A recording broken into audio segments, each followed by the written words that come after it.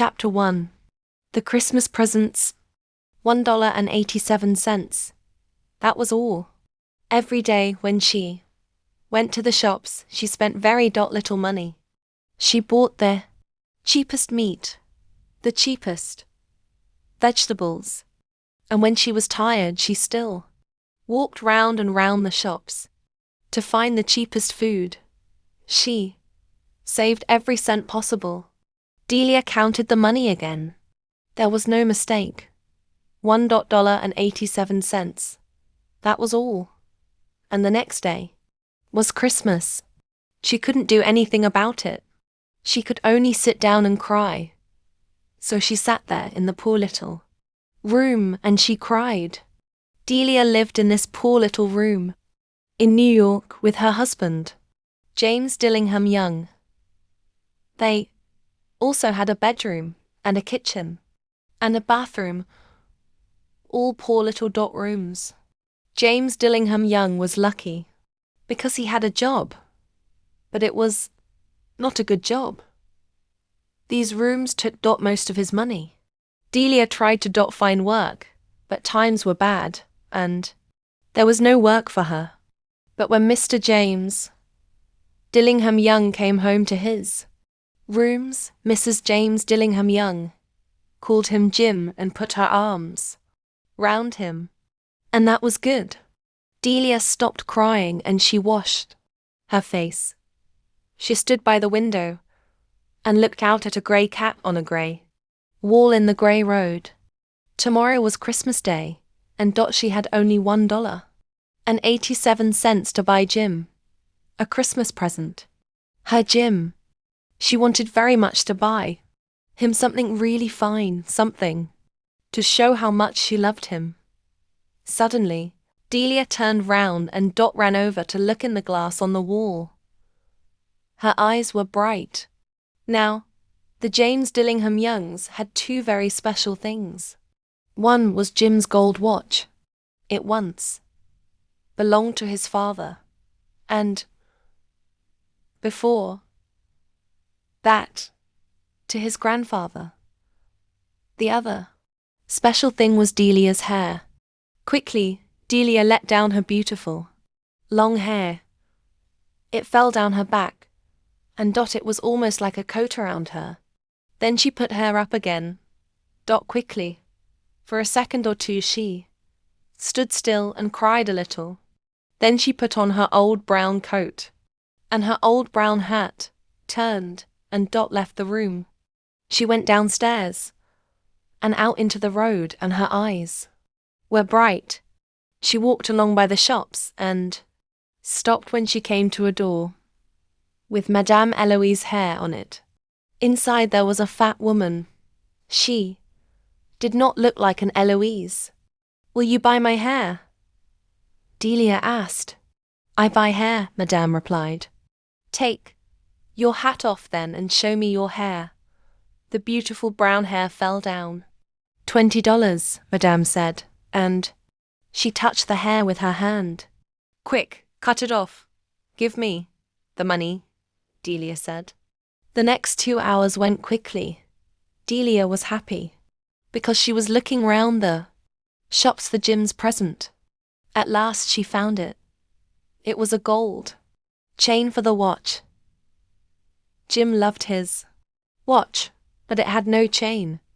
When Delia saw this gold chain, she knew immediately that it was right for Jim. She must have it.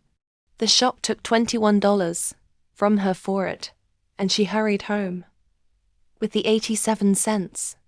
When she arrived there, she looked at her very short hair in the glass. "What can I do with it?" she thought. For the next half an hour she was very busy. Then she looked again in the glass. Her hair was now in very small curls, all over her head. "Oh dear, I look like a schoolgirl," she said to herself. "What's Jim going to say when he sees me?"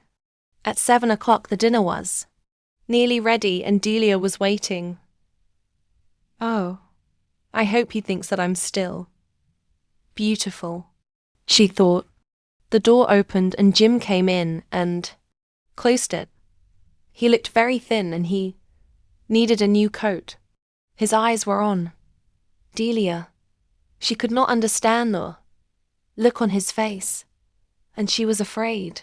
He was not angry or surprised. He just watched her with that strange look on his face. Delia ran to him. "Jim," she cried, "don't look at me like that. I sold my hair because I wanted Dot to give you a present. It will soon be long again. I had to do it, Jim. Say, Happy Christmas, please. I have Dot a wonderful present for you." "You've cut off your hair?" asked Jim. "You've cut off your hair?" asked Jim. "Yes, I cut it off and sold it," Delia said. "But don't you love me any more, Jim?" "I'm still me. Single quotes. Jim looked round the room. "You say your hair has gone," he said, almost stupidly. "Yes, I told you. Because I love you. Shall I get the dinner now, Jim?" "Yes, I told you. Because I love you. Shall I get the dinner now, Jim?" Suddenly Jim put his arms round his Delia. Then he took something from his pocket and put Dot it on the table. "I love you, Delia," he said. "It doesn't matter if your hair is short or long, but if you open that, you'll see why I was unhappy at first." Excited, Delia pulled off the paper. Then she gave a little scream of happiness. But a second later there were cries of unhappiness, because there were the combs for her beautiful hair. When she first saw these combs in the shop window, she wanted them. They were beautiful combs, expensive combs, and now they were her combs. But she no longer had her hair. Delia picked them up and held them. Her eyes were full of love. "But my hair will soon be long again, Jim." And then Delia remembered. She jumped up and cried, "Oh!" She ran to get Jim's beautiful present and she held it out to him. Della gave a little scream of happiness. "Isn't it lovely, Jim? I looked everywhere for it. Now you'll want to look at. You'll watch 100 times a day. Give it to me, give me. You'll watch, Jim. Let's see it with its new chain." But Jim did not do this. He sat down, put his hand behind his head, and he smiled. And this was the story of two young people who were very much in love. Chapter 2. Soapy's Choice. Soapy sat on a seat in Madison Square, New York, and looked up at the sky. A dead leaf fell onto his arm. Winter was coming, and Soapy knew that he must make his plans. He moved unhappily on his seat. He wanted 3 months in a nice, warm prison, with food and good friends. This was how he usually spent his winters. And now it was time, because at night on his seat in the square, 3 newspapers did not keep out the cold. So Soapy decided to go to prison and at once began to try his first plan. It was usually easy. He ate dinner in an expensive restaurant. Then he told them he had no money, and they called a policeman. Nice and easy, with no trouble. So Soapy left his seat and walked slowly along the street. Soon he came to a bright restaurant on Broadway. This was all right. He just had to get to a table in the restaurant and sit down. That was all, because when he sat down, people could only see his coat and his shirt, which were not very old. Nobody could see high trousers. He thought about the meal, not too expensive but good. But when Soapy went into the restaurant, the waiter saw Soapy's dirty old trousers and terrible shoes. Strong hands turned him round and helped him out into the street again. So now he had to think of something different. Soapy walked away from Broadway and soon he found himself on 6th Avenue. He stopped in front of a shop window and looked at it. It was nice and bright, and everybody in the street could see him. Slowly and carefully he picked up a stone and threw it at the window. The glass broke with a loud noise. People ran round the corner, and Soapy was happy, because the man in front was a policeman. Soapy did not move. He stood there with his hands in his pockets, and he smiled. I'll soon be in prison now, he thought. The policeman came up to Soapy. Who did that? He asked. Perhaps I did, Soapy replied. But the policeman knew that people who break windows do not stop to talk to policemen. They run away. And just then, the policeman saw another man who was running to catch a bus. So the policeman ran after him. Soapy watched for a minute. Then he walked away. No luck again. He began to feel cross. Strong hands turned Soapy round and helped him out into the street again. But on the opposite side of the road, he saw a little restaurant. That'll be all right, he thought, and he went in. This time nobody looked at his trousers and his shoes. He enjoyed his meal, and then he looked up at the waiter, smiled, and said, I haven't got any money. Now call the police. And do it quickly. I'm tired. No police for you, the waiter answered. Hey, Joe. Another waiter came, and together they threw Soapy out into the cold street. Soapy lay there, very angry. With difficulty, he stood up. His nice, warm prison was still far away, and Soapy was very unhappy. He felt worse because a policeman, who was standing near, laughed and walked away. Soapy moved on, but he walked for a long time before he tried again. This time it looked easy. A nice young woman was standing in front of a shop window. Not very far away there was also a policeman. Soapy moved nearer to the young woman. He saw that the policeman was watching him. Then he said to the young woman, with a smile, Why don't you come with me, my dear? I can give you a good time. The young woman moved away a little and looked more carefully into the shop window. Soapy looked at the policeman. Yes, he was still watching. Then he spoke to the young woman again. In a minute she would call the policeman. Soapy could almost see the prison doors. Suddenly, the young woman took hold of his arm. Okay, she said happily. If you buy me a drink. Let's go before that policeman sees us. And poor Soapy walked away with the young woman who still held on to his arm. He was very unhappy.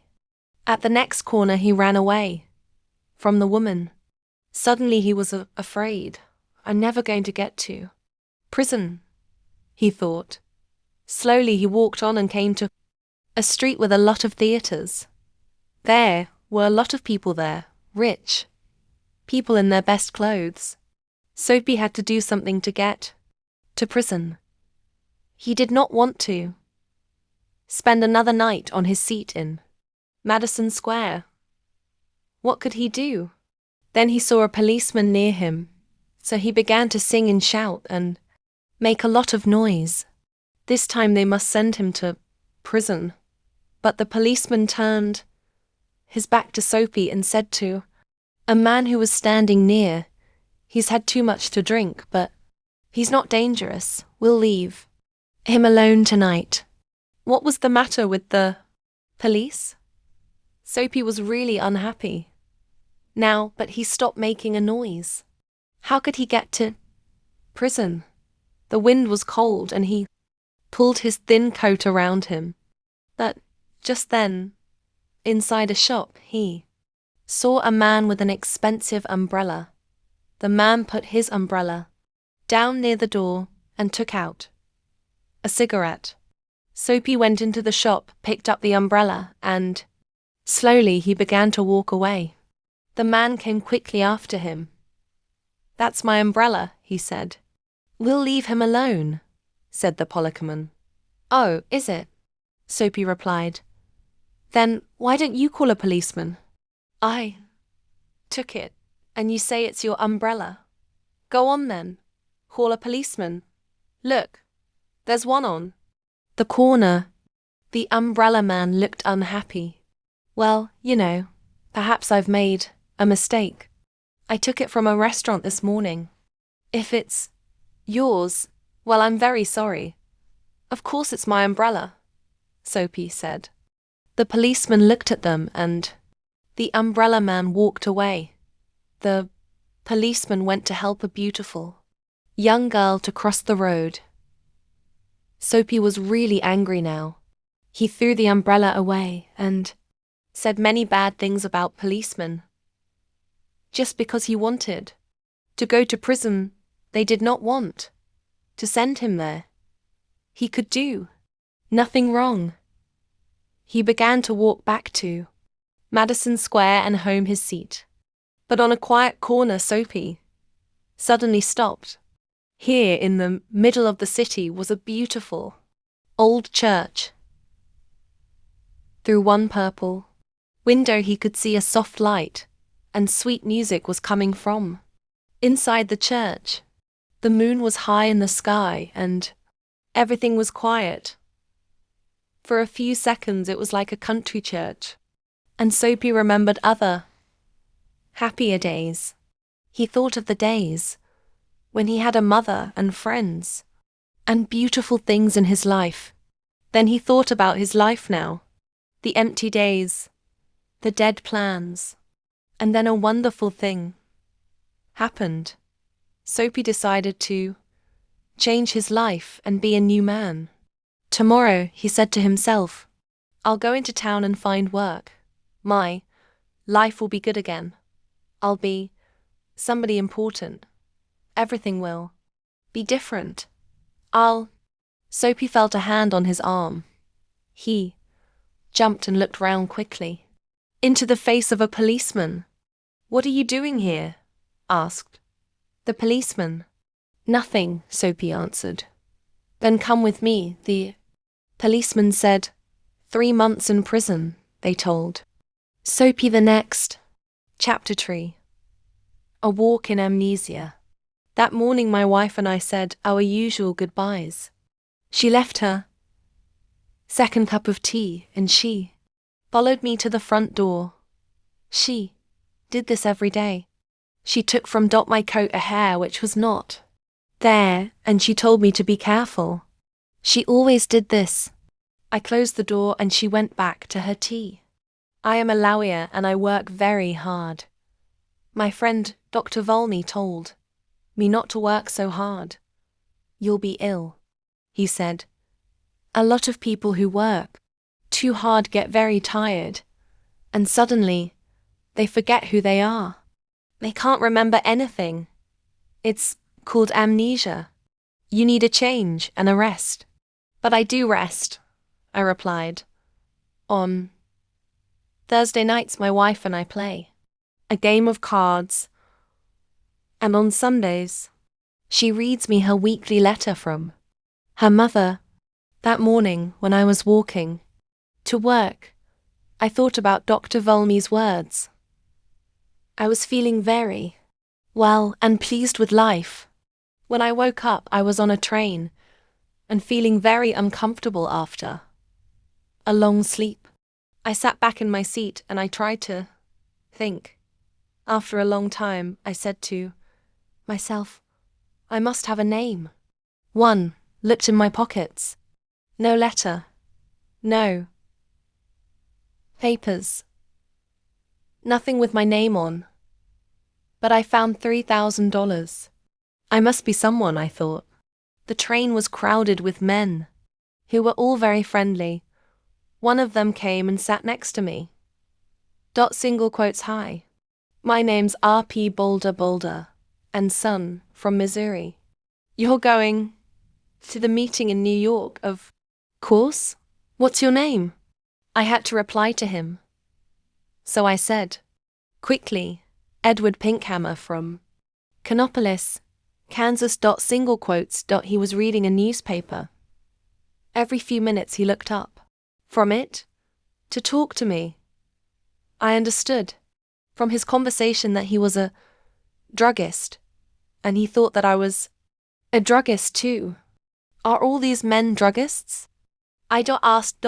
Single quotes. Yes, they are, he answered. Like us. They're all going to the yearly meeting in New York. Single quotes. After a time, he held out his newspaper to me. Look at that, he said. He is another of those men who run away and then say that they have forgotten who they are. A man gets tired of his business and his family, and he wants to have a good time. He goes away somewhere, and when they find him, he says that he doesn't know who he is, and that he can't remember anything. I found $3,000 in my pocket. I took the paper and read this. Denver, June 12th. Elwin C. Belford, an important lawyer in the town, left home 3 days ago and has not come back.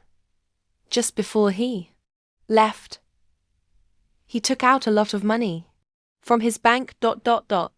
Nobody has seen him since that day. He is a quiet man who enjoys his work and is happily married. But Mr. Belford works very hard, and it is possible that he has amnesia. That sometimes people do forget who they are, Mr. Boulder, I said. Oh, come on, Mr. Boulder answered. It's not true, you know. These men just want something more exciting in their lives. Another woman.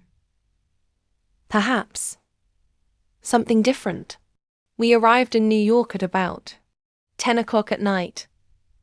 I took a taxi to a hotel, and I wrote the name, Edward Pinkhammer, in the hotel book. Suddenly I felt wild and happy. I was free. A man without a name can do anything. The young man behind the desk at the hotel looked at me a little strangely. One had no suitcase. I'm here for the druggist's meeting, I said. My suitcase is lost. I took out some money and gave it to him. The next day I bought a suitcase and some clothes, and I began to live the life of Edward Pinkhammer. I didn't try to remember who or what I was. The next few days in Manhattan were wonderful. The theaters, the gardens, the music, the restaurants, the nightlife, the beautiful girls. And during this time I learned something very important. If you want to be happy, you must be free. Sometimes I went to quiet, expensive restaurants with soft music. Sometimes I went on the river in boats full of noisy young men and their girlfriends. And then there was Broadway, with its theaters and bright lights. The next few days in Manhattan were wonderful.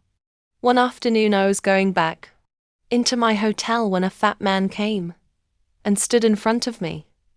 Hello, Belford, he cried loudly. What are you doing in New York? Is Mrs. B with you? I'm sorry, but you're making a mistake, sir, I said coldly. My name is Pinkhammer. Please excuse me. The man moved away in surprise, and I walked over to the desk. Behind me, the man said something about a telephone. Give me my bill, I said to the man behind the desk, and bring down my suitcase in half an hour. That afternoon I moved to a quiet little hotel on Fifth Avenue. One afternoon, in one of my favorite restaurants on Broadway, I was going to my table when Somebody pulled my arm. Mr. Belford, a sweet voice cried. I turned quickly and saw a woman who was sitting alone. She was about 30 and she had very beautiful eyes. How can you walk past me like that? She said. Didn't you know me? I sat down at her table. Her hair was a beautiful red gold color. Are you sure you know me? I asked. No. She smiled. I never really knew you. Well, my name is Edward Pinkhammer, I said, and I'm from Kansas. So, you haven't brought Mrs. Belford with you then, she said. And she laughed. You haven't changed much in 15 years, Elwyn. Her wonderful eyes looked carefully at my face. No, she said quietly. You haven't forgotten. I told you that you could never forget. I'm sorry, I answered. But that's the trouble. I have forgotten. I've forgotten everything. You haven't changed much in 15 years, Elwyn, she said. She laughed. Did you know that I married 6 months after you did? It was in all the newspapers. She was silent for a minute. Then she looked up at me again. Tell me one thing, Elwyn, she said, softly. Since that night 15 years ago, can you touch, smell, or look at white roses and not think of me? I can only say that I don't remember any of this, I said. Carefully. I'm very sorry. I tried to look away from her. She smiled and stood up to leave. Then she held out her hand to me, and I took it for a second. Oh, yes, you remember, she said with a sweet, unhappy smile. Goodbye, Elwyn Belford. That night I went to the theatre and, when I returned to my hotel, a quiet man in dark clothes was waiting for me. Single quotes, Mr. Pinkhammer. He said, Can I speak with you for a minute? There's a room here. I followed him into a small room. A man and a woman were there. The woman was still beautiful, but her face was unhappy and tired. I liked everything about her. The man, who was about 40, came to meet me. Belford, he said, I'm happy to see you again. I told you that you were working too hard. Now you can come home with us. You'll soon be all right. My name, I said, is Edward Pinkhammer. I've never seen you before in my life. The woman cried out, Oh, Elwyn. Elwyn, I'm your wife. She put her arms round me, but I pushed them away. Oh, Dr. Volney, what is the matter with him? The woman cried. Go to your room, the doctor said to her. He'll soon be well again. The woman cried out, Oh, Elwyn, I'm your wife. The woman left, and so did the man in the dark clothes. The man who was a doctor turned to me and said quietly, Listen, your name is not Edward Pinkhammer. I know that, I replied, but a man must have a name. Why not Pinkhammer? Your name, the doctor said, is Elwyn Belford.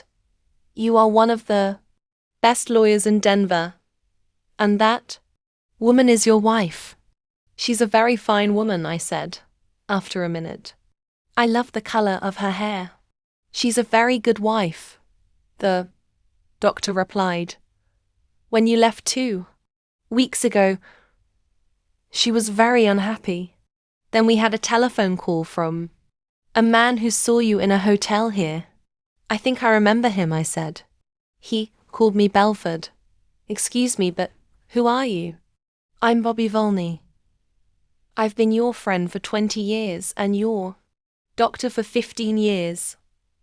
Elwyn, try to remember. You say you're a doctor, I said.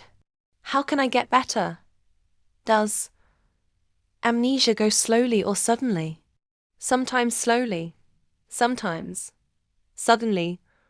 Will you help me, Dr. Volney? I asked. Old friend, he sighed. I'll do everything possible. Very well. And if you're my doctor, you can't tell anybody what I say. Of course not, Dr. Volney answered. I stood up. There were some white roses on the table. I went over to the table, picked up the roses and threw them far out of the window. Then I sat down. Again, I think it will be best, Bobby, I said, to get better. Suddenly, I'm a little tired of it all now. Go and bring my wife Marion in now. But, oh, doctor, I said with a happy smile. Oh, my good old friend, it was wonderful. Chapter 4. Tildy's Moment. Bogle's family restaurant on 8th Avenue is not a famous place. But if you need a large cheap meal, then Bogle's is the place for you. There are 12 tables in the room, 6 on each side. Bogle himself sits at the desk by the door and takes the money. There are also 2 waitresses and a voice. The voice comes from the kitchen. At the time of my story, one of the waitresses was called Eileen. She was tall, beautiful, and full of life. The name of the other waitress was Tildy. She was small, fat, and was not beautiful. Most of the people who came to eat at Bogle's were men, and they loved the beautiful Eileen. They were happy to wait a long time for their meals because they could look at her. Eileen knew how to hold a conversation with 12 people and work hard at the same time. And all the men wanted to take Eileen dancing or give her presents. One gave her a gold ring and one gave her a little dog. And poor Tildy, in the busy, noisy restaurant, men's eyes did not follow Tildy. In the busy, noisy restaurant, men's eyes did not follow Tildy. Nobody laughed and talked with her. Nobody asked her to go dancing, and nobody gave her presents. She was a good waitress, but when she stood by the tables, the men looked round her to see Eileen, that Tildy was happy to work with. No thanks, she was happy to see the men with Eileen. She was happy to know that the men loved Eileen. She was Eileen's friend. But deep inside, she too wanted a man to love her. Tildy listened to all Eileen's stories. One day Eileen came in with a black eye. Man hit her because she did not want to kiss him. How wonderful to have a black eye for love, Tildy thought. One of the men who came to Bogle's was a young man called Mr. Cedars. He was a small, thin man, and he worked in an office. He knew that Eileen was not interested in him, so he sat at one of Tildy's tables, said nothing, and ate his fish. One day when Mr. Cedars came in for his meal, he drank too much beer. He finished his fish, got up, put his arm round Tildy, kissed her loudly, and walked out of the restaurant. Suddenly Tildy's world changed.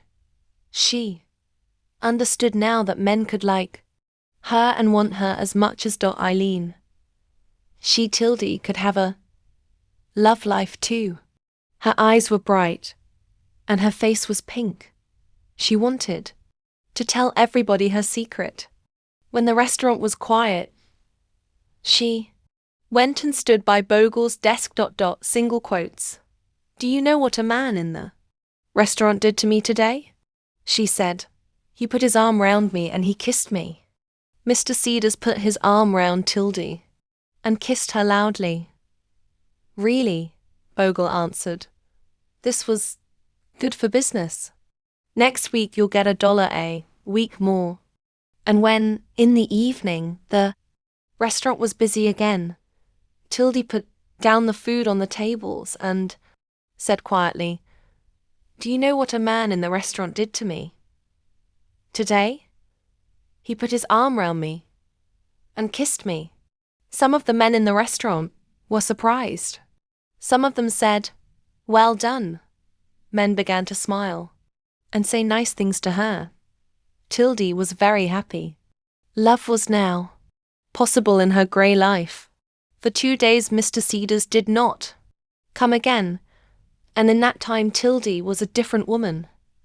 She wore bright clothes, did her hair differently, and she looked taller and thinner. Now she was a real woman because someone loved her. She felt excited and a little afraid. What would Mr. Cedars do the next time he came in? At 4 o'clock in the afternoon of the third day, Mr. Cedars came in. There were no people at the tables, and Eileen and Tildy were working at the back of the restaurant. Mr. Cedars walked up to them. Tildy looked at him and she could not speak. Mr. Cedars' face was very red, and he looked uncom dash for table single quotes, "Miss Tildy," he said. "I want to say that I'm sorry for what I did to you a few days ago. It was the drink, you see. I didn't know what I was doing. I'm very sorry." And Mr. Cedars left. But Tildy ran into the kitchen, and she began to cry. She could not stop crying. She was no longer beautiful. No man loved her. No man wanted. The kiss meant nothing to Mr. Cedars. Tildy did not like him very much, but the kiss was important to her, and now there was nothing. But she still had her friend, and Eileen put her arm round Tildy. Eileen did not really understand, but she said, "Don't be unhappy, Tildy. That little Cedars has got a face like a dead potato. He's nothing, a real man never says sorry." But she still had her friend, and Eileen put her arm round Tildy.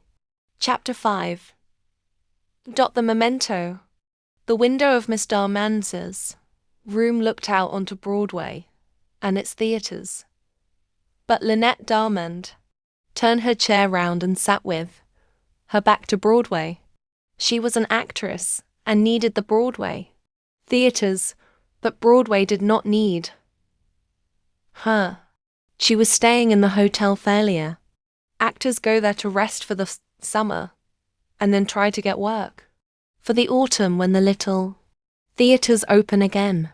Miss Darman's room in this hotel was a small one, but in it there were many mementos of her days in the theatre, and there were also pictures of some of her best friends.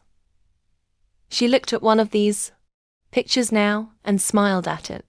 "I'd like to know where Lee is now," she said to herself.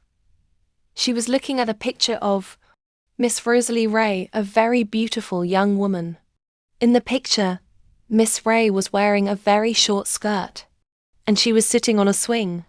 Every night in the theatre she went, high in the air on her swing over the heads of all the people.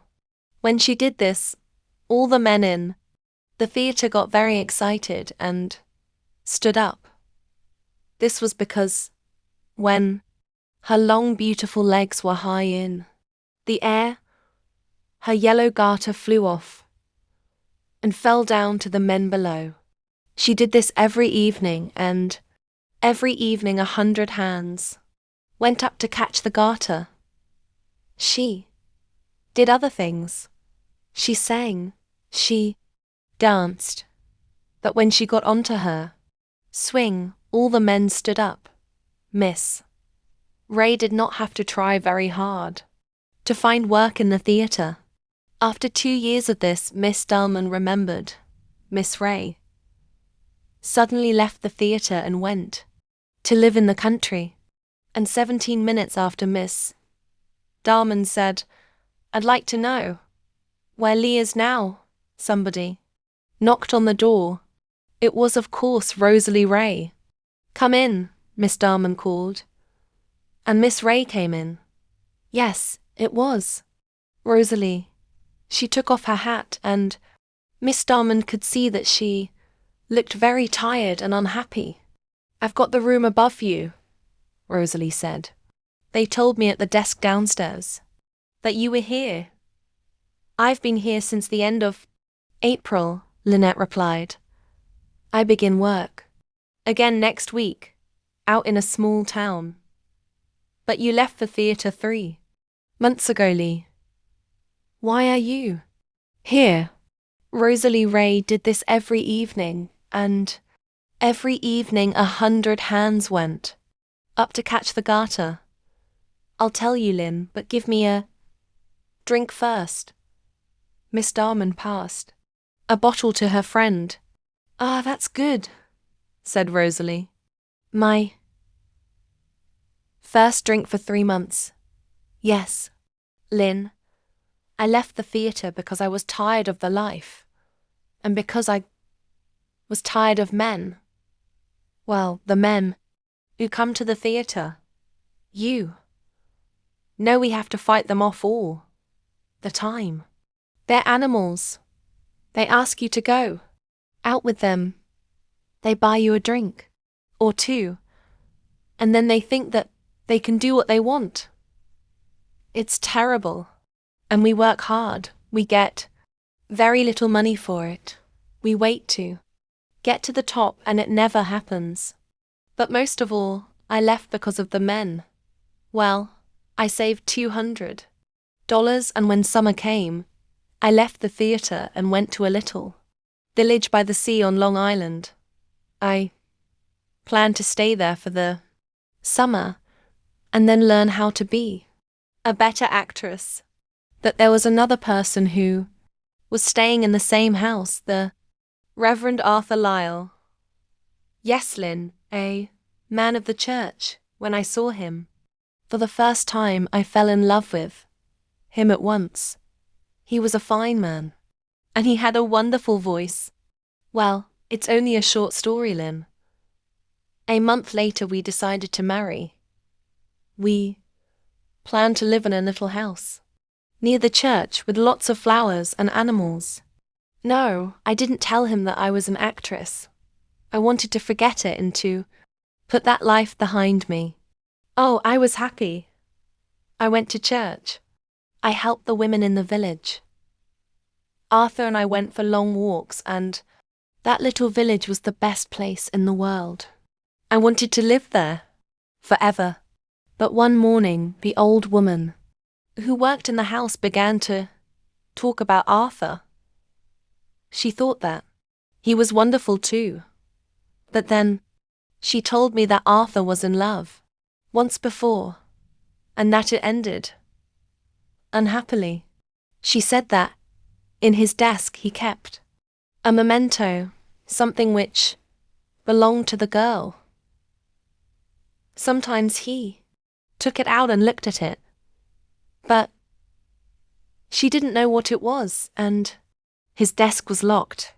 Yes, Lynn, I left the theatre because I was tired of men. That afternoon I asked him about it. "Ida," he said. Of course I used my real name there. It was before I knew you, and I never met her. It was different from my love for you. Was she beautiful? I asked. She was very beautiful, replied Arthur. Did you see her often? About 10 times, he said. And this memento, did she send it to you? It came to me from her, he said ... Why did you never meet her? I asked. She was far above me, he answered. But Ida, it's finished. You're not angry, are you? Why, no. I love you 10 times. More than before. And I did, Lynn. Can you understand that? What a beautiful love that was. He never met her, never spoke to her, but he loved her and wanted nothing from her. He was different. From other men, I thought, a really good man. About 4 o'clock that afternoon, Arthur had to go out. The door of his room was open. His desk was unlocked, and I decided to look at this memento. I opened the desk, and slowly I took out the box and opened it. I took one look at that memento, and then I went to my room and packed my suitcase. My wonderful Arthur, this really good man, was different from all the other men. But Lee, what was in the box? Miss Darmond asked. It was one of my yellow garters, cried Miss Ray. Arthur was different from other men. I thought, a really good man. The end.